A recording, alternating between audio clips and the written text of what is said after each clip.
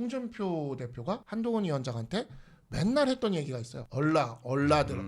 멤버들 중에서 가장 나이가 어린 김준호 대변인님 입장에서는 어떤 생각이 드세요? 저도 자식이 둘인데 제 입에서 어떻게 저 비린내가 나겠습니까? 네, 정치의 새 패러다임을 만드는 언더73 팟캐스트 오늘 드디어 첫방 시작합니다. 처음이니까 우리 박수 한번 치고 시작할까요? 와, 어색합니다. 반갑습니다. 예. 네, 그럼 앞으로 우리 프로그램을 함께 메이드해 나갈 분들을 소개해드리겠습니다. 먼저 박상수 국민의힘 인천 서구갑 당협위원장님, 예, 안녕하십니까. 네, 류재화 국민의힘 세종시갑 당협위원장님, 네, 반갑습니다. 네, 마지막으로 김준호 국민의힘 전 대변인님. 네, 반갑습니다. 그 대변인님은 그러면 노원을 당협위원장은 내려놓으신 건가요? 예, 저는 대변인 관두면서 노원구를 당협위원장까지 다 내려놨습니다. 그리고 저는 앞으로 진행을 담당할 신성민 작가입니다. 그러고 보니 저만 여기서 정치인이 아니네요. 그러게. 네. 아니셨어요? 아닙니다. 저는 이제 동료 시민의 한 사람으로서 공정하고 객관적으로 이제 채널을 이끌어 나갈 계획이고요. 우리 언더73 멤버분들도 앞으로 많은 태클, 의견 부탁드리겠습니다. 편파적으로 이끌어 주세요. 편파적으로요? 알겠습니다. 그러면 오늘의 투데이 픽으로 바로 넘어가 보겠습니다. 오늘 언더73 첫 방의 투데이 픽은 바로 세대 교체입니다. 사실 방송을 시작하기 전부터 우리 채널이 많은 주목을 좀 받았는데 여기에는 언더73이라는 이름이 내포하고 있는 어떤 그 상징성 때문이 아닐까 싶은데요. 이 이름은 류재화 위원장님이 직접 지으신 거죠? 네.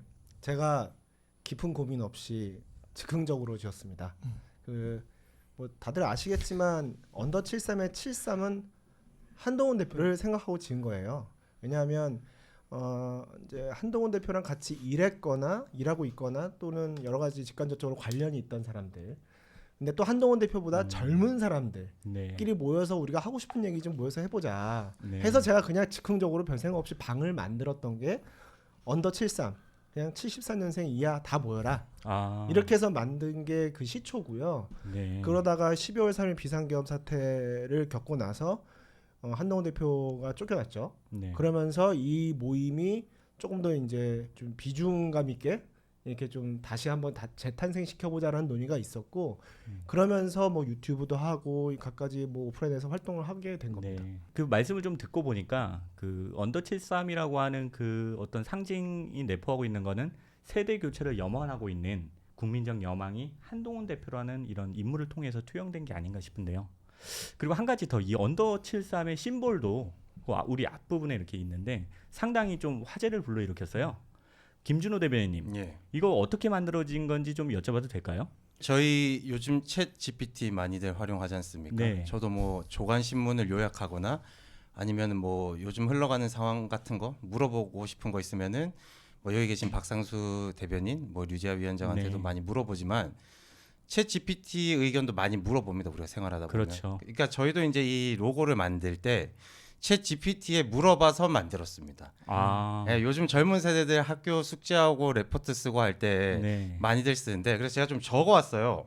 네. 지금 저희가 이제 챗 GPT에 이제 폰트를 만들 때 네. 물어본 게 클래식하게 만들어서 색상은 이제 파란색과 노란색 조합을 좀 해달라고 했고 네. 또 이제 또 감성적인 느낌이 필요하기 때문에 정말 또 감성이라고 썼어요? 감성이라고 쓰면 나와 그게? 감성은 잘 못 알아듣더라고. 어. 헛소리를 좀 하길래 쓰기는 감성으로 했고 또 저희 또 느낌 아니까 저희끼리 감성을 또 스트리트 감성으로 해달라고 하니까 이 느낌으로 이제 뽑아주더라고요. 네. 이제 디테일을 좀 수정을 계속 가해가지고 나온 게 이제 지금 언더 73에 이제 우리 여러분들이 보고 계시는 이 로고가 나온 거고. 네. 그다음에 이제 색상 같은 경우에는 그 비틀즈의 옐로우 서브마린. 예. 거기에 보면은 LP판에 노란색과 파란색이 조합이 돼 있기 때문에. 그렇죠. 우리 지금 팟캐스트 뒤에도 있지 않나요? 지금 예, 박상수 그렇죠. 저기 위원장님 나오고 뒤에. 있습니다. 네. 그거를 이제 좀 감명 받아서 이제 완성하게 된 겁니다. 나 하나 궁금한 거.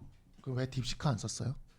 딥시크는 요즘 이제 이런저런 공문이 오는데 반중 사상 때문에 안 쓴 거 아니에요? 딥시크 근데 아니, 저는 챗 GPT를 돈 내고 쓰기 때문에 딥시크가 3만 원씩 따박따박 내고 있습니다. 네. 딥시크 안 쓰는 게 더 좋은 것 같아요. 네. 예, 우리 지지자분들도 예, 저도 딥시크보다 챗GPT 애용하고 있어요. 나도 사실- 챗GPT 쓰고 있어. 예. 지금 딥시크는 이미지 제작이 안 될 걸요 아마. 아 그래요? 네. 아 이미지 제작은 지금 챗GPT는 되는데 딥시크는 제가 알기로는 이런 로고 같은 건 만들기 어려운 걸로 알고 있어요. 아직 멀었네요. 아직 멀었나? 근데 사실 뭐 또- 반중 정서도 조금 뭐 섞여 있다라고 볼 수 있죠. 그러니까 우리 근데 중국집에서 점심 먹고 왔잖아 지금. 다 짜장면 먹지 않았어 지금? 굴짬뽕. 저는 굴짬뽕 아, 나도 먹었는데 굴짬뽕 먹었어. 하필 또 화교가 하는. 굴 알이 엄청 컸어요. 깜짝 놀랐어. 그러니까. 그러면은 거기 또 한 가지 궁금한 게 밑에 레볼루션이라고 적혀 있는데 이거 가지고도 사람들이 조금 말이 많았어요. 류재호 위원장. 이건 제가 설명을 드려야 돼요. 본격적으로 언더 그러니까 지하 세계에서 이렇게 그냥 우리끼리 수다 나누는 방으로 있었던 언더 73이라는 모임이 수면 위로 드러났잖아요. 이제 그 계기가 사실 12월 3일 비상계엄 사태거든요.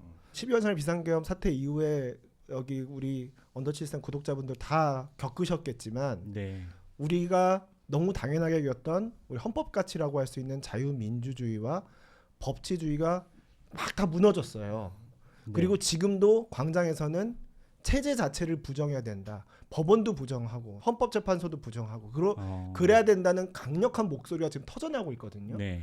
근데 그건 사실 체제 부정이라는 건 다른 말로 하면 혁명이에요. 네. 혁명적 분위기가 사실 지금 있습니다. 예. 근데 문제는 우리가 보수 정당이 자유민주주의와 법치주의를 수호하는 걸 사명으로 하는 국민의힘이라는 보수 정당이 체제를 붕괴시키자고 얘기할 수는 없잖아요. 네. 체제를 있는 그대로 두면서 혁명적인 효과를 낼 수 있는 게 뭐겠습니까? 사람을 바꾸는 거죠. 그래서 저는 사람 교체입니다. 사람 교체. 예. 사람 교체라는 생각으로 레볼루션이라는 네. 혁명을 우리가 사람 교체를 통해서 한번 이뤄내보자. 예. 그런 생각을 하게 된 거죠. 그럼 이게 그냥 들어간 문구는 아니었군요. 엄청 저 나름대로는 힘줘서 넣자고 한 거죠. 어쨌든간 지금 이 로고를 보면 예전에는 이 사파 하나를 그리려고 해도 저도 뭐 신문에서도 있었고 방송에서도 있긴 했지만 이 전문 작가가 그려줬는데 지금은 그냥 이런 오픈 AI만으로도 충분히 이런 로고를 퀄리티 있게 뽑아낼 수 있다. 이런 걸 또 우리 젊은 당협위원장님들 그리고 정치인들이 다룰 수 있다는 건 좀 기성세대가 갖지 못한 장점이 아닌가 싶기도 합니다. 근데 그렇게 하면은 또 그 저기 너무 그런 걸로 인위적으로 한다는 소리를 들으니까 이거 진짜 AI 요즘 다 써요. 네. 네, 다 쓰는데 다 쓰나요? 다 써요. 요즘 AI로 신 작가님은 안 쓰는 것 같아요. 안 써요? 이거 그러니까 대본을 아직 스스로 다 쓰신 거 그래 아니에요? 아날로그적으로 하시는 분들이 있어. 그렇지. 그러니까 근데 AI 요즘에 다 쓰는데 사실 문제가 뭐냐면 이와 같은 AI 기술이 이렇게 발전이 되고 네. 지금 이렇게 미국과 중국이 어찌 보면 거기 80년대생이 앞장서서 이렇게 하고 있잖아요. 근데 우리나라는 지금 AI 기술이 굉장히 좀 그에 비하면 네. 뒤처져 있는 거거든요. 사실 아까 제가 딥시크 얘기를 꺼냈지만 원래 이 패스트 팔로우를 제일 잘하던 나라가 우리나라예요. 특히 IT 그렇죠. 분야에서 우리나라가 패스트 팔로우에서 거의 밀린 적이 없었는데 네. 이번에 지금 중국한테 밀렸다라는 것이 저는 개인적으로 너무 자존심이 좀 상하거든요. 하나 더 덧붙여야 되는 거죠. 그럼 그걸 밀려서 우리가 지금 어떻게든 따라잡아야 되고 앞서 나가야 되잖아요. 그러니까 그걸 지금 막는 사람들이 있습니다. 맞아. 누구예요? 민주당이지. 그렇죠. 네. 지금 민주당이에요. AI 기술을 우리가 발전시키려면 반도체를 잘 만들어야 되는데 반도체를 잘 만들게 하기 위해서 반도체 기업들을 지금 발목을 잡고 있는 족쇄들이 있어요. 주 52시간제. 이걸 풀어달라고 제발 3년만 풀어달라고 애원한다는 거예요. 기업인들은. 그런데 지금 반도체 특별법 우리 국민의힘이 내서 민주당한테 같이 통과시키자고 얘기하고 있는데 그 주 52시간제 예외 적용을 하지 않겠다고 지금 그러고 있습니다. 얼마 전까지 이재명 대표가 급변침, 깜빡이 담기고 우회전하는 것처럼 보이다가 결국은 주 52시간제에 굴복하고 뒤로 후퇴했어요. 네. 딥시크든 AI든 미중 어떤 뭐 그런 패권 경쟁이 격화되고 있는 이 상황에서 우리가 앞서 나가려면 기업인들의 발목을 잡고 있는 족쇄를 풀어줘야 되는데 지금 그걸 네. 민주당이 막고 있다는 거죠. 원자력 발전소도 마찬가지고 전력망 문제도 마찬가지고 반도체 특별법도 마찬가지고 지금 이 나라를 발전시키고 성장시킬 발목을 민주당이 다 잡고 있는데 그 결과물이 이번 딥시크 충격인 것 같다. 그렇죠. 예, 우리나라에게는 사실 이 딥시크 충격은 거의 미국이 50년대에 스푸트니크 충격을 받았을 때와 비슷한 충격이요? 스푸트니크. 그럼 뭐예요? 스푸트니크라고 그 인공위성이 처음 올라간 적이 아, 있어. 예, 미국에. 네. 그 소련에서 올려가지고 미국이 그때 충격 먹고 스푸트니크. 쫓아가서 결국 달을 먼저 갔는데 진짜 그 이상의 쇼크를 지금 어찌 보면 준 것이고 그러니까 이 기업의 어찌 보면 성장과 발전을 도모하는 정치 세력이 이대로 몰락했다가는 그냥 우리나라도 같이 이렇게 고만고만한 나라로 몰락할 수밖에 없을 네. 것이다라는 생각이 들고 그래서 김준호 대변인이 이거 형 이거 챗GPT로 만들 건데 괜찮아요?라고 하는데 나 오케이 했지 뭐 네. 당연하지 하면서 챗GPT 없이는 뭐 외로워서 이제는 살 수가 없어요. 그렇습니다. 방금 그 스푸트니크 얘기가 나와서 또 궁금한 게 있는데 어쨌든 미국은 그 충격을 받고서 다시 우주 경쟁에서 맞아요. 승리할 수 있을 정도의 저력을 발휘를 했는데 우리나라 같은 경우에는 지금 이 딥시크 충격을 받았지만 이거를 과연 극복할 수 있는 어떤 그런 체제적 뒷받침이 될 수 있느냐에 대해서는 어떻게 생각하세요? 그러니까 유재하 위원장 얘기한 게 정말 맞는데 반도체 특별법에 대해서 이재명 대표가 우클릭한다고 따라올 것처럼 했잖아. 근데 52시간이라는 자신들의 도그마를 못 깨는 거예요. 민주당은 항상 보면은 뭔가 이래야만 한다라는 머스트들이 너무 많아. 다 머스트들이에요. 근데 그 머스트적인 그 도그마 거의 종교와 가까운 건데 여기에 빠져서 이 유연하게 변해가는 세상에 맞춰갈 줄을 몰라요. 그리고 거기에 그 숭배자 같은 사람들이 잔뜩 몰려 있는데 그 숭배자들의 이야기에 이렇게 완전히 매몰돼가지고 거기서 이재명 정도 되는 사람도 그거를 무시하고 가지 못하는 거예요. 그러면 민주당은 집권을 했을 때 그걸 못하게 될 건데 되게 재밌는 게 뭐냐면 미국은 그 미국에 보면은 그 나사 거기 가보면 거기 우주센터 이름이 케네디 센터예요. 네. 맞죠? 케네디는 민주당 대통령이에요. 미국은 케네디 대통령도 이러한 중요한 기술 개발에는 국익을 위해서 뛰어드는 사람이었고 오바마 대통령도 오사마 빈라덴을 사살하러 보내는 나라였어요. 그러니까 거기는 리버럴이고 진보라도 국가를 위해서는 거기에 있어서는 뜻을 모으고 가는 나라거든요. 근데 우리나라 민주당은 그러질 못하죠. 그렇게 가지 못하고 도그마 속에 52시간은 꼭 지켜야 돼. 최저임금은 무조건 올려야 돼. 신재생 에너지는 무조건 해야 되고 원자력 발전소는 절대 악이야. 이 도그마를 못 벗어나기 때문에 우리가 이 기술 발전에서 뒤처지고 있는 그래서 겁니다. 우리가 민주당 얘기를 많이 하지만 민주당이 발목 잡고 있는 건 분명한데 네. 우리도 그러면 맨날 민주당 이재명 탓만 할 게 아니라 우리 나름의 아젠다를 내야 되잖아요. 네. 그리고 대한민국이 너무 걱정하시지 않아도 될 게 대한민국은 여전히 성장할 수 있습니다. 네. 여전히 성장할 잠재력을 많이 가지고 있는 나라예요. 그렇기 때문에 여전히 우상향할 수 있는 그런 여지가 있는 나라이기 때문에 네. 지금 국민의힘이 미래 먹거리 사법이라고 해서 이제 아까 말씀 나왔던 뭐 반도체 특별법이라든가 전력망 확충법 네. 그리고 뭐 방사능 폐기물 그 폐기장 같은 거 설치하는 방패장법 등 하는 그런 미래 먹거리 사법을 추진하고 있거든요. 네. 이런 것들을 추진해서 우리가 국가가 힘을 모으면 얼마든지 예전에 한동훈 대표가 얘기했던 우상향할 수 있다. 네. 우상향할 수 있는 미래가 우리에게 충분히 가능하다라는 말씀 꼭 드리고 싶습니다. 네. 저도 뭐 한 말씀 드리자면 저는 이재명 대표가 이제 우클릭을 한다, 뭐 네. 변화하고 있다, 중도 지향적으로 바뀐다라고 하는데 저는 그거보다는 민주당은 그냥 하던 거 했으면 좋겠습니다. 그러니까 52시간 그냥 뭐 챙기고 네. 그냥 본인들이 가지고 있는 그 도그마, 네. 그다음 사상적인 지향점을 그냥 일관되게 유지하는 게 차라리 대한민국을 위해서 좋다라고 생각합니다. 왜 그렇게 생각을 하냐? 지금 이재명 대표가 하는 거 보면 갈짓자 행보를 계속 보이고 있지 않습니까? 그렇죠. 깜빡이도 안 놓고 우회전으로 꺾고 있는 그런 모습을 보이는데 사실 정치권이 어떤 식으로 선택을 하든 어떤 방향으로 나아가든 기업이나 공무원 사회는 본인들이 해야 될 일, 그리고 기업 같은 경우에는 기술 발전, 그리고 자기들의 먹거리를 알아서 찾아갑니다. 네. 근데 이런 정치권, 특히 민주당이나 이재명 대표가 하는 것처럼 왔다리 갔다리 하면은 오히려 기업이나 일반 우리 국민들이 어느 장단에 맞춰서 춤을 춰야 될지 모릅니다. 그럼 차라리 그냥 민주당은 저러니까 그냥 눈치만 보다가 우리는 우리 할 거 하자, 이게 낫지. 뭐 기술 발전할 것처럼 손 내밀다가 갑자기 다음 날 돼서는 너 이럴 줄 알았다, 내가 덫을 쳐놓은 거에 너 걸렸구나, 이 기업 세무조사해가지고 털자. 네. 왜냐면 기업이랑 재벌은 나쁜 놈들이니까. 그러니까 민주당이 이런 식으로 정치를 하고 국가를 이끌어 나가려고 하기 때문에 우리가 이런 얘기 하지 않습니까? 정치의 안정성이 필요하고 그다음에 불안감을 해소하는 게 정치가 하는 일인데 그렇죠. 민주당이 하는 행태 자체가 이 불안감을 계속 증폭시킨다. 그러니까 불안하게 만들기 때문에 그냥 차라리 네. 당신네들은 예측 가능할 수 있도록 그냥 하던 대로 하면은 우리 국민들은 또 알아서 대한민국 발전을 위해서 우리 국민들께서 또 알아서 다 하신다. 그러니까 제발 가만히 좀 있어라. 네, 이런 말씀 드리고 싶습니다. 자꾸만 이렇게 변침을 하다 보면 배가 가라앉을 수도 있죠. 맞습니다. 그럼 여기서 당연히 또 떠오르는 얘기가 세대 이야기를 안 할 수가 없어요. 방금 말씀하셨던 얘기는 이제 586 세대를 좀 특정하는 경향이 있는데 73년생 우리 한동훈 대표는 X세대에 속하죠. 박상수 위원장님, 이 X세대의 특징을 좀 정의한다 그러면 어떻게 볼 수 있을까요? 저는 MZ 세대라. 사실 아니 MZ 제가- 뜻이 뭐예요? 제가 그 이따가 제가 그 사전을 사진 다시 하나 써야 드릴 텐데 MZ 세대 법조인 뭐 대한민국의 길을 묻다가 토론회 전 토론자로 나간 공식 MZ 세대 네. 인증이 있어요. MZ 세대 법조인 해가지고. 법조계가 조금 문제가 있지 않나. 그건 법조계에 대한 모독이에요. 그러니까 어쨌든 난 MZ라고. 그래서 X 세대는 이제 내 윗세대니까 이게 X 세대를 보면서 느낀 느낌은 그냥 오렌지족? 한마디로 정의를 해주시는 로데오 건가요? 거리?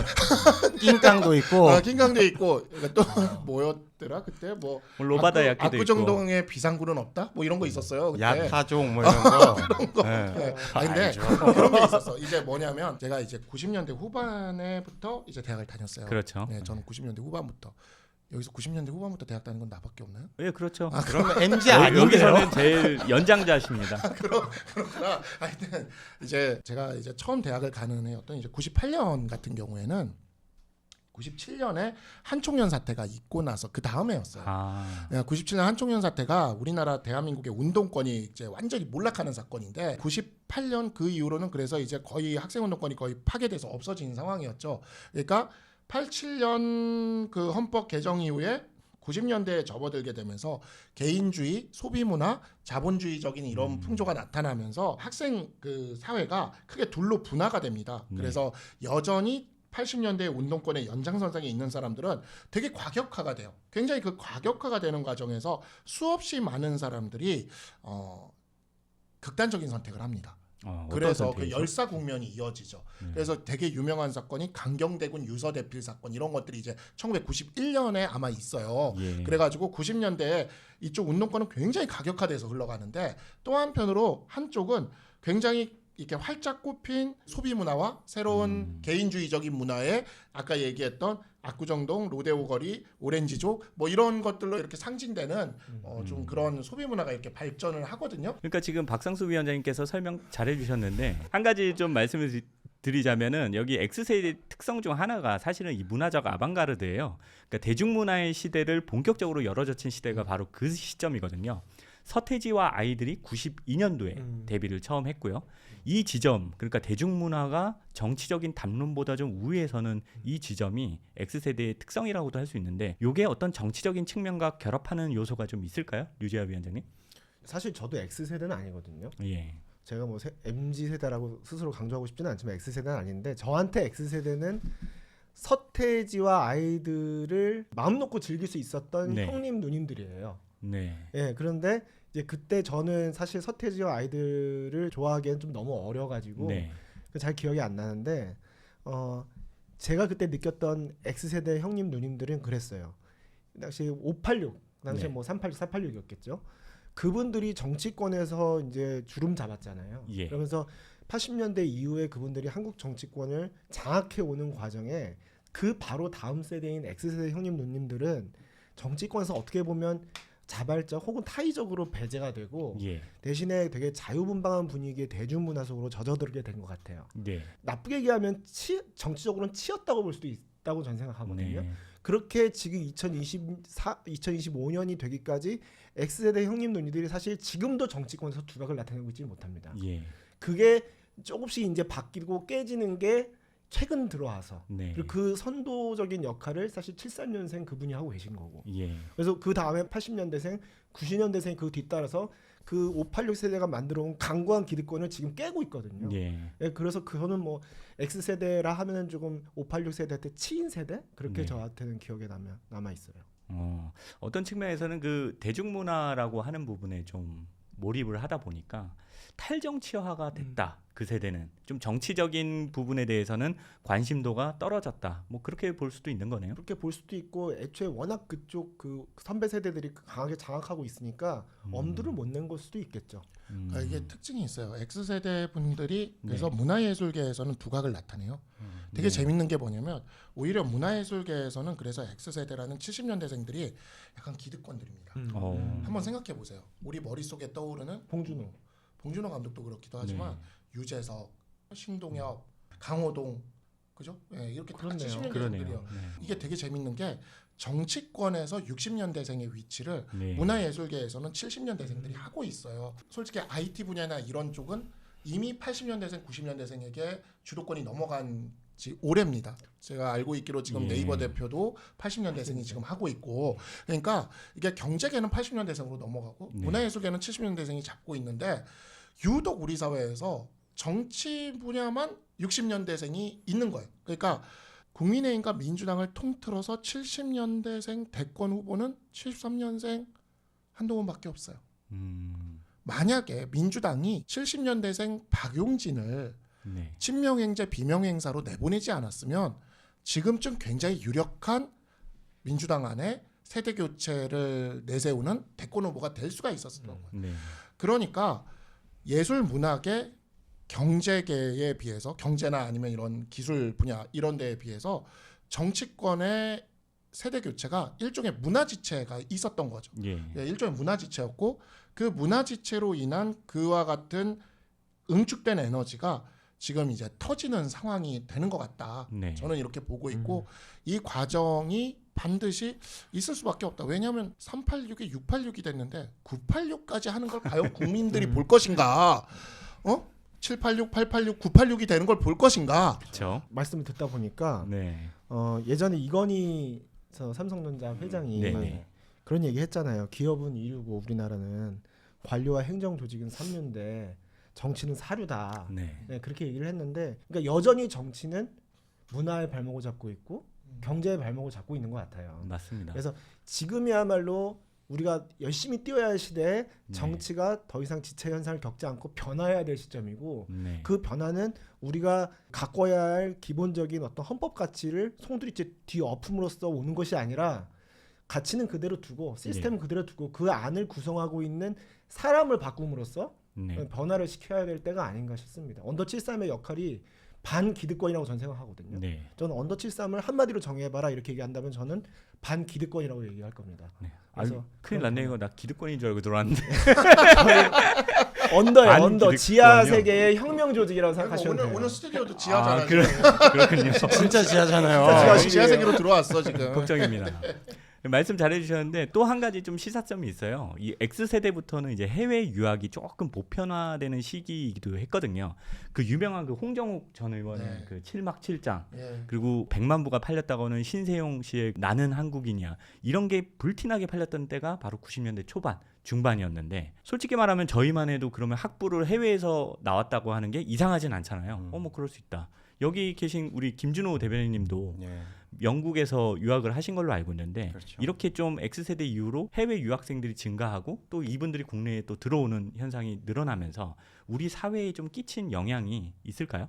이제 브리티시 젠틀맨으로서 이제 한 말씀 네. 드리자면 진짜? 영어로 하세요. 영어로. 에헴 부산 젠틀맨 아니야? 광안리 젠틀맨. 예. 지금 여기 형님들 선배님들께서 말씀하신 거를 곰곰이 들어봤는데 네. 저는 X세대를 이렇게 정의하고 싶어요. 풍요와 자유의 시대였다.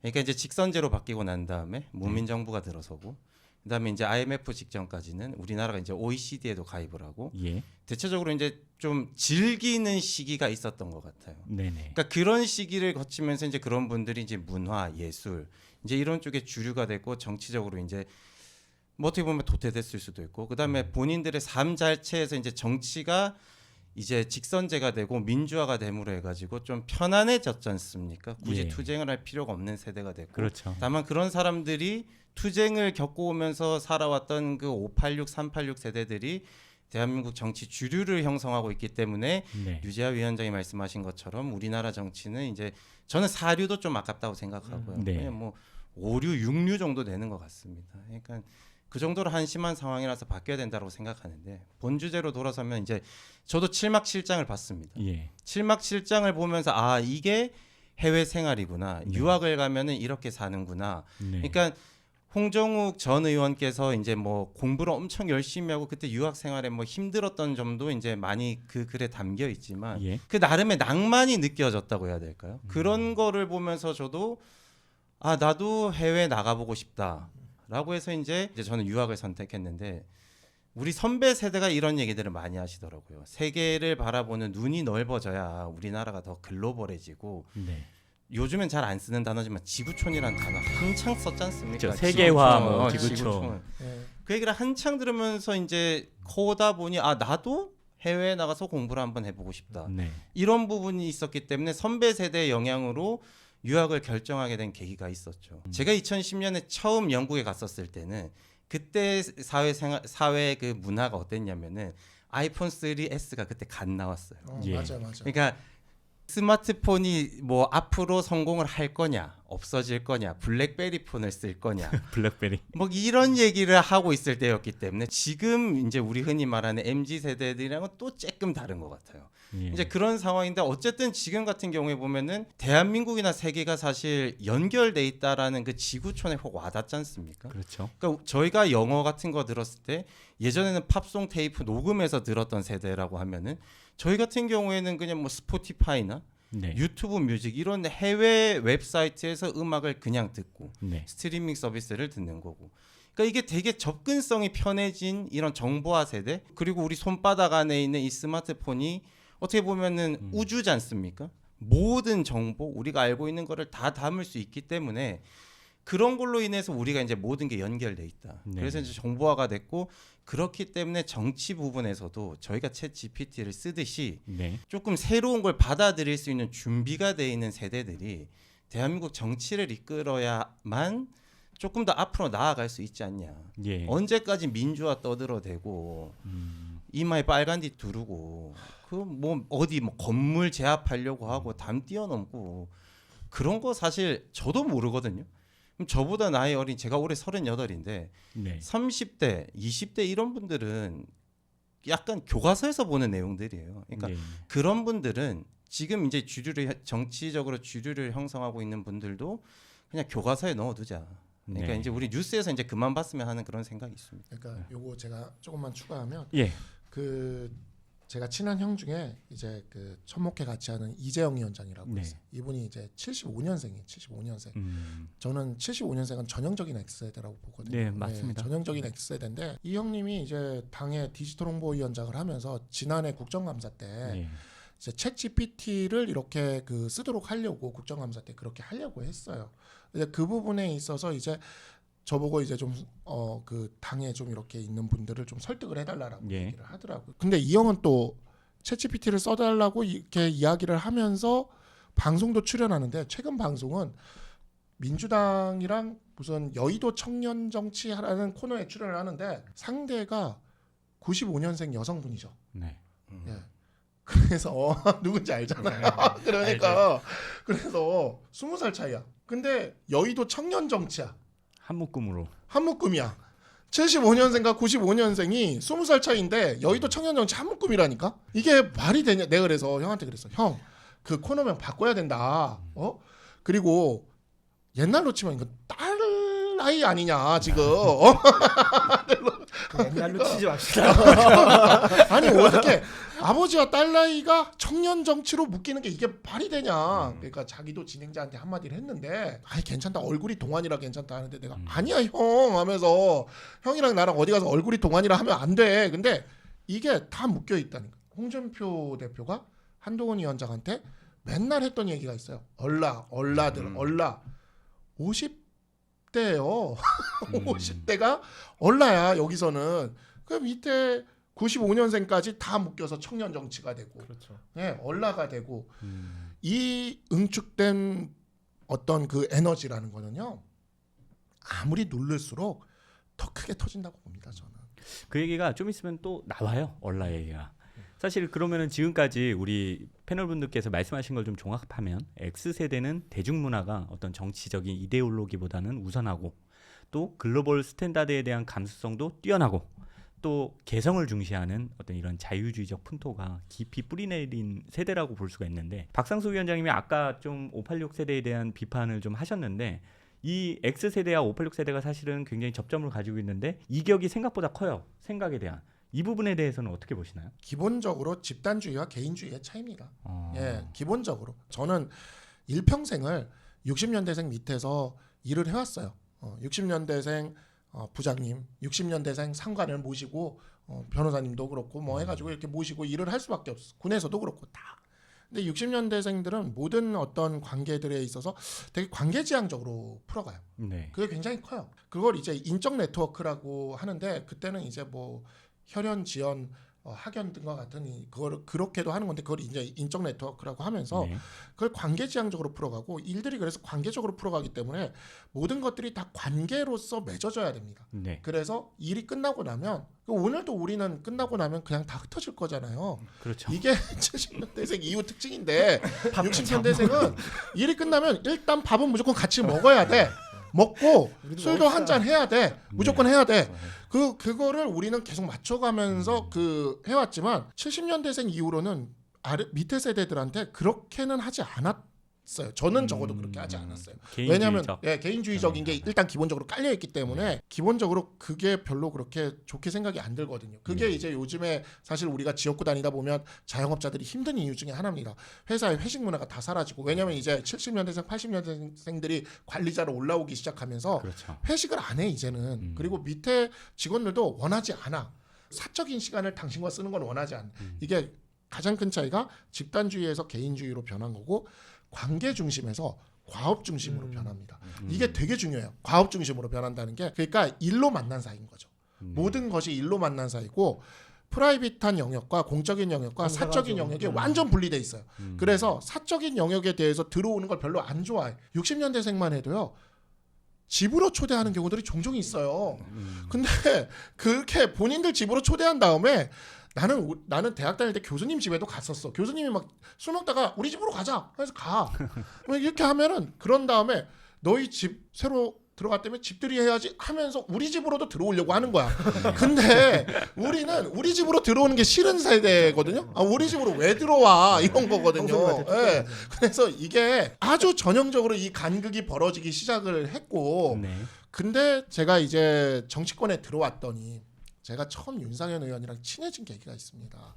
우리 유정복 인천시장이 저희 낙선하고 나서 인천시의 네. 당협위원장들을 다 불러 모았는데 윤상현 의원이 술을 진짜 잘 먹어요. 그렇다고 하죠. 네. 그래서 윤상현 의원이 그때 그 인천시 정무부시장이랑 해가지고 저랑 셋이서 폭탄주를 놓고 폭탄주를 마시기 시작을 한 거야. 근데 제가 또 아시겠지만 제가 술은 잘 먹거든요. 또. 그렇습니다. 예. 그래서 윤상현 의원이랑 폭탄주를 20잔을 갔어요. 각자 20잔이요? 예. 음. 그 엄청 가운데 드세요. 정무부시장님은 12잔에서 나가시고 아웃되시고 우리가 이제 20잔을 채운 거지. 그러니까 윤상현 의원이 저한테 어깨동무를 퍽 하면서 넌 내 과다 이러더니 우리 그 당협 그 해단식 하는데도 왔어. 와가지고 또 저랑 술을 한참 먹고 그 이제 이분이 이제 전당대회도 나갈 때가 되고 하니까 당연히 같은 인천의 당협위원장이고 하니까 당연히 내가 같이 갈 줄 알았지. 네. 그러나 저는 과업 중시 세대거든요. 윤상현 의원은 내가 이렇게 관계를 다지면 내가 당연히 글로 갈 줄 알아. 술은 술이고 관계 일은 중시 일이지. 세대잖아. 그렇지만 예. 술은 술이고 사람은 사람이고 관계는 관계고 내가 형을 좋아하는 거는 좋아하는 거라도 내가 일을 하는 거는 내 뜻과 맞는 사람과 일을 하는 거지. 이게 가장 큰 차이입니다. 그거를 좀 윗세대는 이기적이라고 좀 풀이를 하는 것 그렇게 같아요. 얘기들 하죠. 네. 저 정도 없고 애들이 좀 그죠? 의리도 없고. 의리도 없고 이렇게 생각하는데 아니요 나라가 바뀐 거예요. 맞아요. 그럼 여기서 또 한 가지 동료 시민으로서 질문을 드릴 수밖에 없는데 아까 말씀하셨던 그 홍준표 시장님의 얼라 발언도 있고 일단 X세대를 위시로 한 세대 교체 담론이 이렇게 등장을 할 때마다 아직까지는 경륜이 부족하다, 경험이 부족하다, 지혜가 부족하다, 소위 애들한테 애송이들한테 맡길 수 없다는 말까지 나오고 있는데 지금 우리 멤버들 중에서 가장 나이가 어린 김진호 대변인님 입장에서는 이런 말을 듣거나 이런 발언을 하시는 분들을 보면 어떤 생각이 드세요? 그러니까 소위 말하는 중진들이 이제 저희 같은 젊은 세대, 70년대 후반, 80년대 정치인들한테 이제 얼라다, 뭐 구상유치 얘기 많이 하는데 예. 한심하죠 듣고 있으면은. 저도 자식이 둘인데 제 입에서 어떻게 저 비린내가 나겠습니까?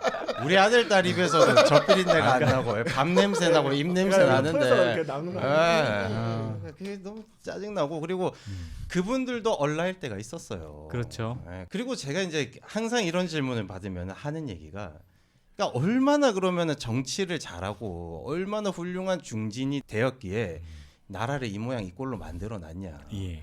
지금 대한민국 정치 맨날 비판받고 비난받고 지금 저희들까지 나서서 이렇게 바꿔야 된다라고 말하고 그에 대해서 동의하는 분들도 너무 많지 않습니까? 그분들의 이제 현실을 보여주는 거고요. 그분들이 처음 등장할 때 어떻게 등장했냐? 2004년도 노무현 전 대통령 탄핵 당시에 예.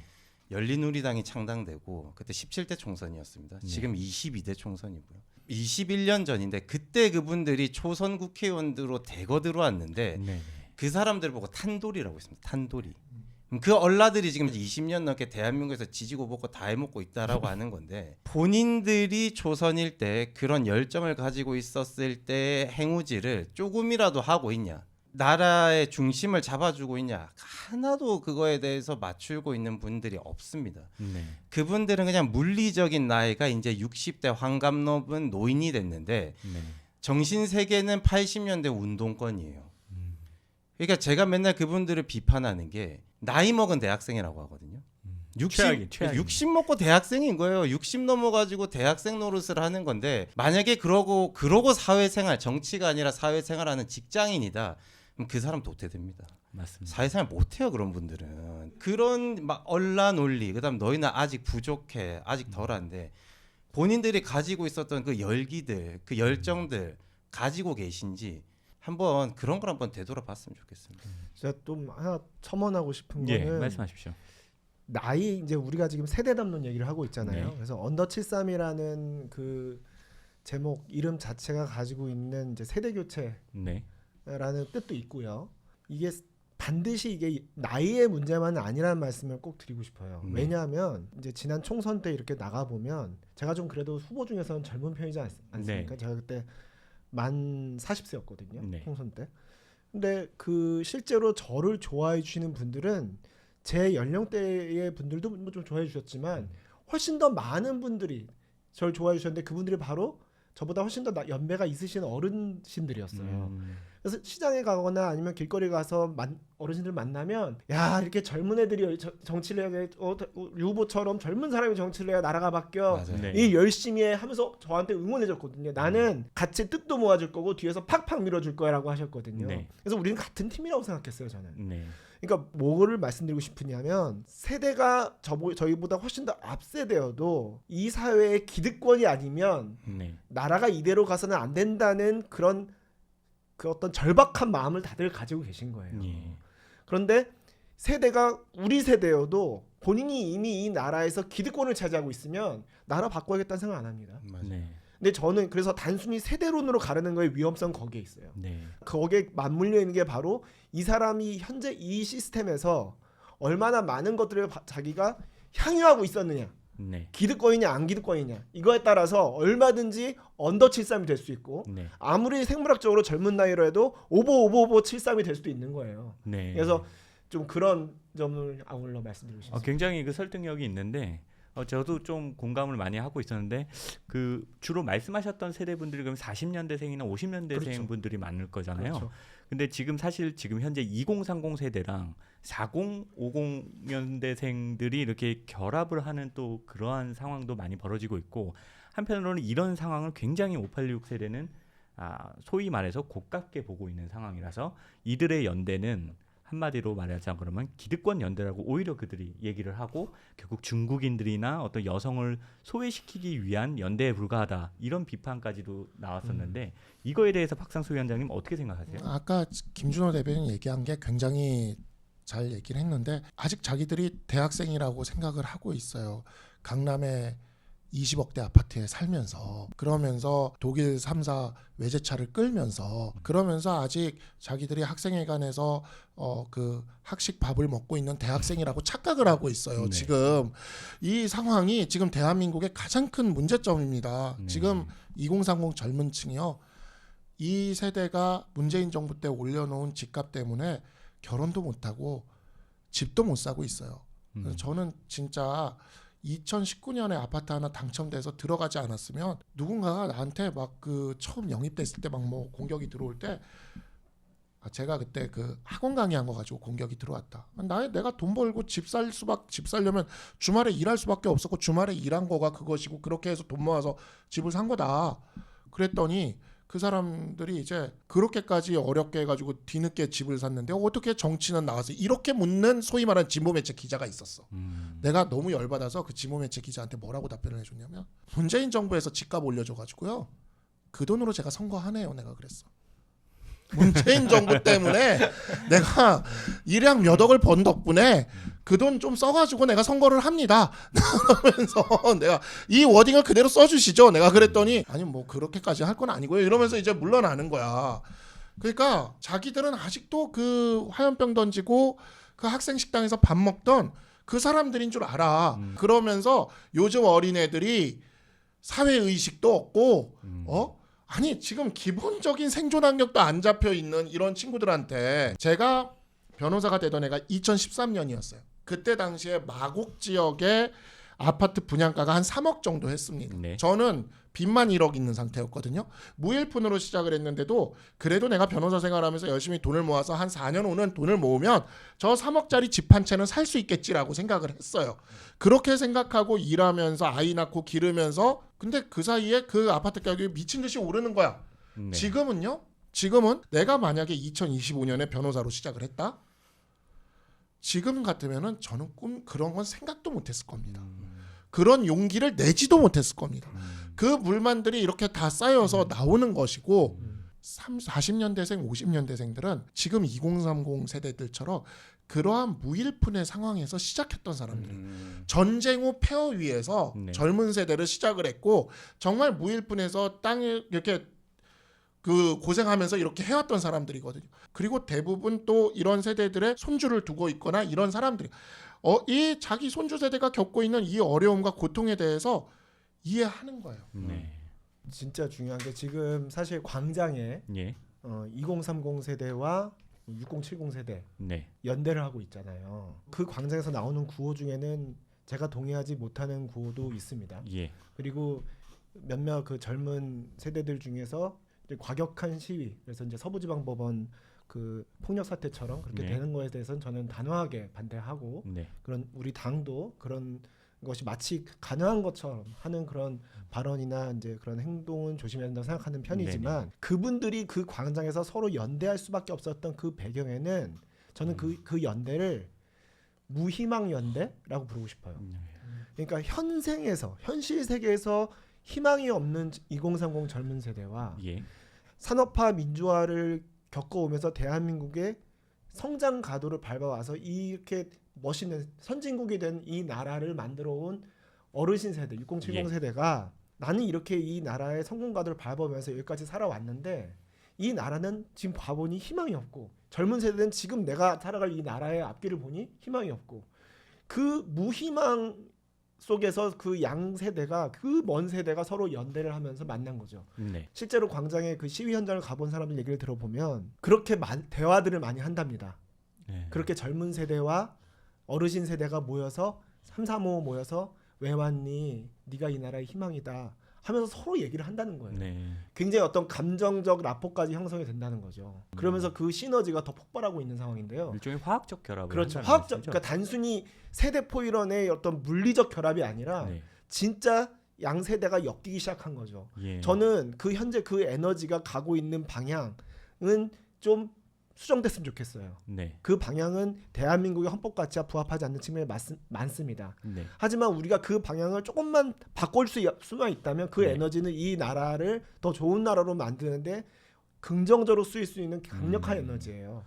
제가 선거할 때 진짜 인상적이었던 장면이 하나 있는 게 그런 게 있었어요. 민주당이 25만 원 준다 그랬단 말이죠. 네. 그랬더니 국민의힘은 왜 25만 원을 안 주냐.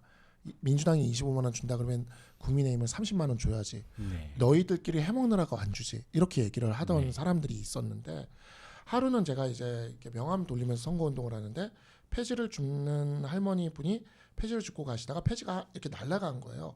그래서 내가 그거를 도로에 가 있는 것도 이렇게 주섬주섬 주워서 이렇게 올려드렸어. 그리고 이렇게 좀 밀어서 이렇게 안전한 데로 좀 이렇게 밀어드리고 그랬더니 할머니가 갑자기 제가 빨간 옷을 입은 걸 보더니 제 손을 잡더니 나라가 걱정이다. 네. 국민의힘이 이겨야 되는데 저렇게 다 그 나라 곳간을 털어서 나눠준다 그러면 나라가 어떻게 되겠냐 하면서 그 얘기를 하시는데 제가 거기서 너무 뭉클한 거예요. 그게 이게 뭐냐면요. 지금 집회에 나오는 분들 그 세대는 국가로부터 돈을 받는 거에 대해서 네. 그렇게 그걸 당연하다고 생각하지 않아요. 내가 돈을 벌어서 내가 이 노후에 내가 움직이는 한 내가 돈을 벌어서 해서라도 나라에 세금을 주고 나라를 부강하게 만들어야 된다고 생각하지 나라의 곳간을 털어서 내가 그걸 받아먹어야 된다는 생각을 하지 않는 세대거든요. 그러니까 이러한 세대와 지금 어찌 보면 민주당이 나눠주는 그러한 그 기본소득인지 뭔지 그 나눠주는 거 가지고는 미래가 다 막혀버린 그래서 나는 성장하고 싶고 발전하고 싶은 그런데 그게 다 막혀버린 이 두 세대가 진짜 말씀하신 대로 광장에서 지금 만나고 있다고 생각하고요. 네. 저는 얼마 전에 정치평론가 한 분이 그거와 관련된 칼럼을 하나 저한테 보내주시길래 제가 그 칼럼에 그 보내주신 칼럼의 내용을 보다가 내가 그랬어요. 그게 약간 좀 비판적인 내용이 있길래 저는 좀 이렇게 보지 않고 이것은 하나의 새로운 사회적 현상으로 본다. 그리고 우리는 이 현상에 대해서 고민하기 시작을 해야 된다. 미래가 끊어진 이 세대에 대한 이 고민들을 우리는 이제 진지하게 할 때가 됐다. 네. 이렇게 이야기를 좀 했습니다. 저도 마지막으로 조금 한 말씀. 네. 마지막 아니니까 아닌가요? 길게 하셔도 돼요. 이 주제로 마지막 한 말씀 더 네. 드리자면 대한민국 현대사의 세대를 봤었을 때는 네. 유럽이나 미국 같은 경우로 보면 한 200년 정도 세대 차이가 납니다. 네. 그러니까 6070 세대랑 2030 세대 차이를 봤었을 때 산업화가 이루어지고 경제 발전이 이루어지고 민주화가 이루어졌다. 이 순서대로 봤었을 때는 미국 같은 경우에는 한 200년 정도의 차이가 납니다. 유럽 네. 같은 경우에도. 근데 한국은 집약 성장을 통해서 이제 민주화가 급격히 이루어지다 보니까 근한 전후기 때문에 6.25 전후기 때문에 한 60년, 70년 만에 다 이뤄낸 거지 않습니까? 그러니까 저는 세대 차이로 굳이 따지자고 하면은 50년대생과 지금 이제 MZ 세대인 2000년대 세대로 봤었을 때는 한 200~300년 정도 사실 차이가 난다고 보거든요. 네. 그러니까 접점이 하나도 없다라고 생각해요. 그럼 이 사람들이 왜 그러면 유재하 위원장 말씀처럼 광장에서 함께 화학적으로 화합할 수 있고 함께 이제 어우러질 수 있냐? 지금 이제 주류를 이루고 있는 586 세대가 네. 6070 세대가 일어났던 경제 발전이나 그 사람들은 사실 본인 스스로 그리고 가족들을 어떻게 보면 갈아 넣은 거지 않습니까? 네. 대한민국 발전을 위해서. 그럼 그렇게 해서 토대를 마련해 놓으면은 지금 586 세대가 그 토대의 열매와 가시를 다 따먹었습니다. 예. 그럼 그걸 다 따먹은 다음에 밑에 있는 지금 우리 세대 그리고 우리 후배 세대한테는 갑질해야 되는 거죠. 예. 그러니까 너네는 뭐 하니 좀 열심히 살으렴 사회생활 그렇게 하면 안 돼. 대체적으로 이렇게 나와요. 그러면은 우리 할아버지 할머니 저희 어머니 아버지 세대가 봤었을 때는 네가 그러면 뭘 했니? 맞아. 586가 맞아. 정확히 그걸 맞는 너는 거야. 지금 맞아요. 취업도 그냥 몇 군데 넣었는데 다 붙고 해서 네가 골라간 거잖아. 학점은 2점 근데 또 그분은 그 말 좀 IMF를 겪고 저희 같은 게 말이 많아요. 그 사람들은 꼭 보면은 배부르게 다 먹고 등따숩게 살면서 그러면서 2030한테는 또 훈계질을 막 해요. 네. 그러니까 열심히 살아야 되고 이렇게 살아야 된다. 그렇게 하다 보니까 윗세대는 윗세대대로 지금 주류가 봤었을 때 한심하고 못마땅해 보이고 네. 너네가 왜 갑질이니 이거고 2030 세대는 지금 어떻게 보면은 대한민국 역사상 제일 똑똑하고 유능하고 많이 배운 세대가 2030 세대들이거든요. 네. 그 젊은 세대가 봤었을 때는 지금 이 사람들이 대한민국의 모든 요직과 대한민국을 쥐고 흔드는 거에 대해서 못마땅해요. 네. 그 정도로 뛰어나다라고 생각이 안 들거든요. 네. 근데 그런 사람들이 주류가 돼가지고 갑질하고 지시하고 박상수 위원장 말씀처럼 회식하자 뭐 하자 우리 때는 뭐 잠 안 자고 이랬다 뭐 술을 몇 차까지 갔다 왜 그러고 사냔 말이죠. 그렇게 살자고 아무도 얘기 안 하지 않습니까? 그리고 네. 지금은 개인주의가 확산돼 있기 때문에 가족이 소중하고 내 시간이 소중합니다. 네. 근데 그럼 내 시간이 소중할 때 그럼 뭐 하냐? 친구 만나서 노냐? 그렇지도 않아요. 자기 개발하고 운동하고 다른 자격증 따려고 하는 이런 부분이 있기 때문에 지금 세대가 바뀌었고 사는 삶이 바뀌었기 때문에 네.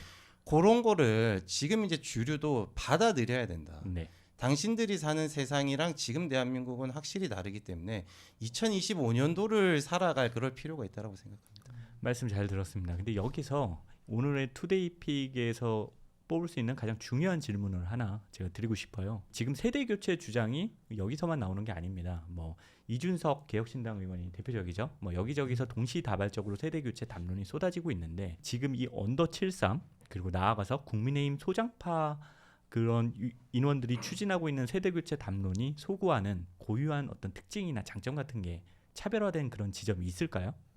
이거는 제가 네. 잠깐 말씀드리면 예전에 이제 김준호 대변인이 했던 얘기이기도 한데 제가 그래서 어느 방송 가서 이제 그런 얘기도 했는데요. 네. 이거는 어떻게 보면은 힘을 합쳐야 되는 문제지 혼자 할 수 있는 일이 아닙니다. 예. 그러니까 기득권을 우리가 타파하겠다고 나서는 거잖아요. 그렇기 때문에 뛰어난 한 사람이 해서 부딪혀도 되는 게 아니라 기득권으로부터 배제된 다수 대중과 함께 해야 그 소수의 강고한 기득권이 무너질 수 있는 거거든요. 네. 그렇기 때문에 저는 주요 플레이어 한 명이 나와서 네. 내가 젊으니까 세대 교체하겠다 이렇게 나와서 될 일이 아니고요. 예. 70년대생, 80년대생, 90년대생, 2000년대생까지 네. 광범위한 사람들이 최대한 뭉쳐서 소수지만 이 사회에 여전히 주류를 차지하고 있는 기득권에 부딪혀야 된다고 생각해요. 그래서 예. 함께 한다는 측면에서는 기존에 있던 그런 다른 분들의 세대 교체론과 우리 언더 73이 지향하는 세대 교체론은 판이하게 다르다고 생각합니다. 네. 박상수 위원장님도 동의하시는 거죠? 네, 이 저는 말씀에. 뭐 한 가지만 좀 보태면 그렇게 다 같이 연대를 해서 가야 된다라는 측면에서 맞는데 또 우리 대표 선수가 우리 또 73년생 또 우리 한동훈 전 대표 아닙니까? 한동훈 네. 대표. 한동훈 대표에 대한 인상과 느낌에 대해서 저한테 기자님들이 많이 물어요. 그래서 이제 저한테 많이 묻는데 제가 그러면 한마디로 얘기합니다. 먼저 온 MG. 예. 그 세대는 X세대인데 좋다. 전형적인 MG예요. 맞아요. 그래서 제가 어떤 느낌이냐면 저는 70년대생이에요. 79년생. 이게 79년생, 이게 70년대생 특징이 60년대생과 80년대생, 90년대생 요 MG 사이에 껴 있는데 우리가 보면은 그래서 위로는 60년대생 형님들 모시면서 밑으로는 80년대생, 90년대생들의 완전한 MG화를 보면서 그거를 보면서 이제 그 중간에서 하여튼 뭐 왔다 갔다 하는 좀 그런 세대예요. 그러니까 네. 이쪽도 맞추고 저쪽도 맞추고 하는 그런 세대인데 근데 우리 대표님은 80년대생, 90년대생이 제일 가까운 것 같아. 저보다 젊어요. 진짜 약간 그런 것 같아. 아니 왜 저보다 그러냐? 생각이 일단은 젊어요. 기본적으로 아니 몇년 된 그러니까 거야 대체? 액면가의 문제가 아니라 그냥 액면가의 문제가 아니라 그 멘탈적인 면이 맞아요. 네, 멘탈적인 면이 기본적으로 사적인 어떤 관계를 뭐 그렇게 막 그 관계지향적으로 이렇게 맺으려는 생각이 별로 없고 그 다음에 진짜 대놓고 그랬잖아요. 우리 그때 대변인들 임명장 주는 날도 대변인들 임명장 주고 나서 우리가 어디 가서 술 먹고 탬버린 쳐야 친해지는 건 아니잖아요. 이렇게 대놓고 얘기하셨잖아요. 그때 대변인들 앞에서.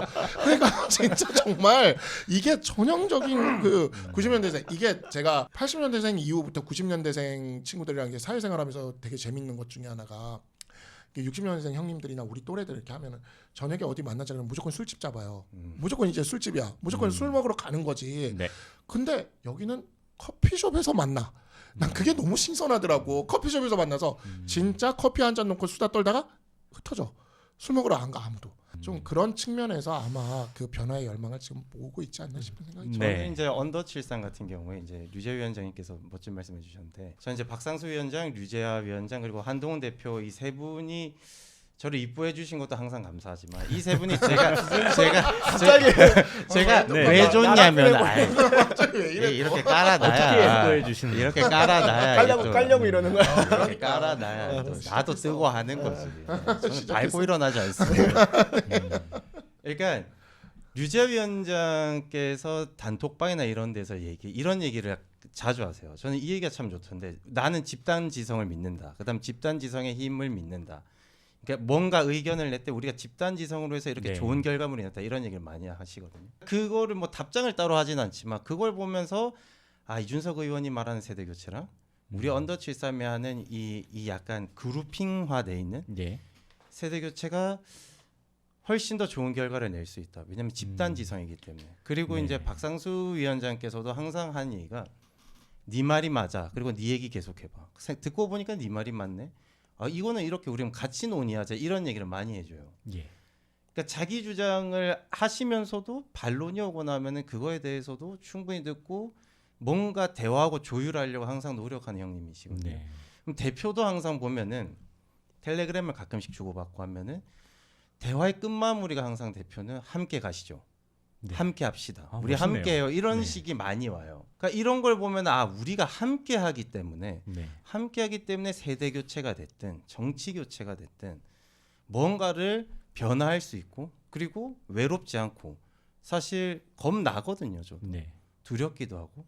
근데 이렇게 우리 편이 있지 않습니까? 네. 그러니까 이런 거를 보면은 참 우리가 올바른 길을 가면서도 핍박을 받고 있지만 그래도 멋있게 그리고 끝까지 한 곳만 바라보고 갈 수 있는 게 옆과 뒤를 안 돌아봐도 같이 가는 사람이 있다라는 그 확신이 있기 때문에 가는 거라서 그런 것 때문에 저희는 언더 73을 하고 있는 게 결과는 잘 모르겠습니다만 어쨌거나 저쨌거나 대한민국 정치의 큰 하나의 뭔가 족적을 남길 수 있지 않을까 저는 그렇게 생각하고 있습니다. 네, 말씀 잘 들었고요. 이상 세 분을 모시고 오늘 언더 73 투데이 픽인 세대 교체와 관련된 이야기를 나눠봤습니다. 다들 텐션이 높고 고민을 굉장히 깊이 하신 느낌이 납니다. 자, 이번에는 우리 언더 73 스튜디오만의 새로운 고정 코너를 소개하는 시간입니다. 바로 한동훈 팩트 체크인데요. 한동훈 대표가 아무래도 안팎으로 많은 견제를 지금 받고 있죠. 그러다 보니까 가짜 뉴스도 넘치고 페이크 뉴스가 범람하고 있는데 박상수 위원장님이 하루에 하나씩 한동훈 대표와 관련한 소식 중 바로 잡을 만한 내용을 지적하고 해설해 주는 시간입니다. 준비되셨나요? 네네. 말씀해 주시죠. 그럼 지금 영상 이제 올려주시면 되는데 이 영상을 지금 이렇게 보시면은 뭔가 전달을 합니다. 지지자분이 그죠? 네, 뭔가 전달을 하는데 이게 지난 총선 유세 중이었어요. 그래가지고 근데 이제 갑자기 전달을 하니까 우리도 총선 해보면 알지만 뭔 갑자기 이렇게 하면은 하면서 이렇게 되는 게 있어요. 근데 뭘 그렇죠. 이렇게 편지 봉투에 이렇게 해가지고 뭔가 이렇게 한 것 같으니까 일단은 받은 거죠. 그런 다음에 이제 그거를 이제 주머니에 이렇게 넣는 장면인데 이걸 가지고 한동훈 돈 봉투 받은 장면 이렇게 해가지고는 지금 조회수가 70만 뷰예요. 네, 70만 뷰고 이걸 가지고도 또 뭐 여기저기 뭐 커뮤니티나 뭐 이런 데서 계속 악선전을 지금 펼쳐 나가는데 제가 이걸 한동훈 대표께 직접 확인을 했습니다. 직접 뭐라 하시던가요? 네, 직접 편지죠 당연히. 편지 많이 주세요. 돈 있는 편지 아니고 그래서 편지죠 많이 당연히. 주세요, 진짜. 편지를 많이 받았어요. 아 진짜 많이 받아요 편지를. 이런 식으로 밑도 끝도 없어요. 그냥 밑도 끝도 없는 이런 부정적인 그런 뉴스를 계속해서 퍼뜨리는데 이거 편지입니다. 그리고 여기 지금 우리 그래도 변호사가 2명이나 있네, 그죠?